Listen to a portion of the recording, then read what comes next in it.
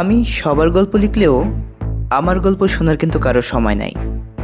শত শত গল্প লিখতে নিজেকে একটু একটু করে শেষ করেছি, কিন্তু তার বিনিময়ে বিন্দুমাত্র কোনো সহানুভূতি কি কারো কাছ থেকে পেয়েছি? আমি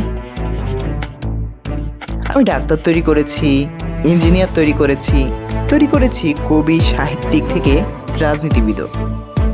তবে তাদের কেউ আমার দিকে কৃতজ্ঞতার দৃষ্টিতে কিন্তু কখনো তাকায় না। আমায় ঘিরে হয় না ঘন্টার পর ঘন্টা কোনো টক শো। তবে এতে আমি কিন্তু কষ্ট পাই না, কারণ আমি জানি নিজের অস্তিত্ব বিলিয়ে দিয়েই অন্যের স্বপ্নকে জন্ম দিতে হয়।